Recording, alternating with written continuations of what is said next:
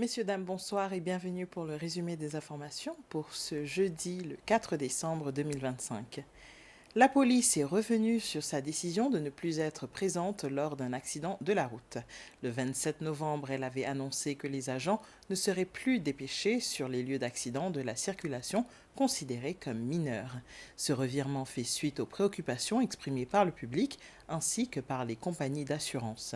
Le commissaire de police, Ted Barbet, a confirmé ce changement qui avait pour but de réduire les problèmes de circulation lors des accidents en attendant l'arrivée des forces de l'ordre. Le surintendant Jeffrey Antoine, responsable de la section de la circulation, a expliqué que la police suit plusieurs procédures établies lors des accidents. Selon le surintendant Antoine, il existe des procédures prévues pour les situations où les personnes impliquées dans un accident préfèrent que la police n'intervienne pas sur les lieux. La police a également rappelé aux automobilistes qu'ils sont tenus de signaler tout incident impliquant la collision avec un animal sur la voie publique, comme un chien par exemple, car de tels accidents entraînent souvent des dommages aux véhicules. La Chambre de commerce et d'industrie ainsi que l'Association des commerçants ont salué la décision du ministère des Finances de rétablir des chèques comme moyen de paiement dans le système bancaire. Ces deux organismes représentant le monde des affaires s'accordent sur le caractère indispensable de la numérisation mais estiment qu'une transition en douceur nécessite un délai suffisant. L'Association des banquiers indique que ses membres sont prêts à appliquer cette décision, mais rappelle aux clients que les chèques personnels seront de nouveau disponibles le 1er mars 2026. Le ministre des Finances, du Plan économique, du Commerce et de l'Investissement, Pierre Laporte, a rencontré un groupe d'agents de dédouanement afin d'aborder les défis auxquels ils sont confrontés dans leurs opérations quotidiennes. Parmi les principaux problèmes soulevés figurent les retards dans les processus de retrait des cargaisons, en particulier celles contenant des denrées alimentaires, ainsi que les congestions au port, surtout lors de l'arrivée de navires de croisière. Ces difficultés pour dédouaner les conteneurs qui arrivent au port de Victoria perturbent la chaîne logistique et ralentissent la livraison des marchandises aux entreprises et aux consommateurs. Le ministre Pierre Laporte a décidé de regrouper l'ensemble des acteurs pour comprendre quels sont les problèmes et comment trouver une solution pour y remédier.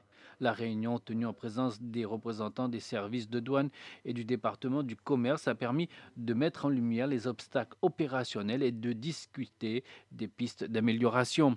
À l'issue de l'échange, le ministre Laporte a effectué une visite au port pour observer le fonctionnement des services douaniers et échanger directement avec les employés sur le terrain.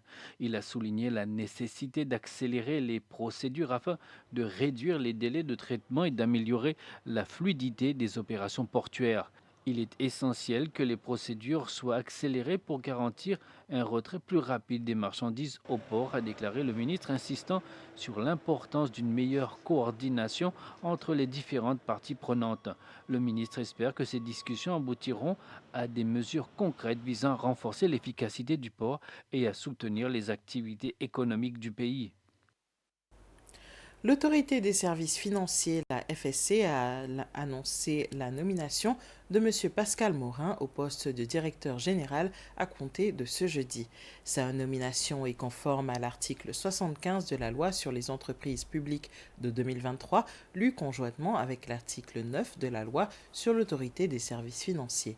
M. Morin est titulaire d'une maîtrise en droit, spécialisée en droit bancaire et financier international. Un communiqué de presse de la FSC affirme qu'il est également titulaire d'une licence en droit.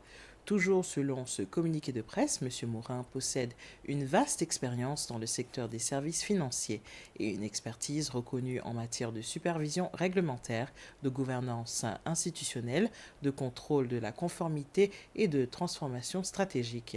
Il a occupé des postes de direction dans les secteurs publics et privés, y compris au sein d'organisations internationales.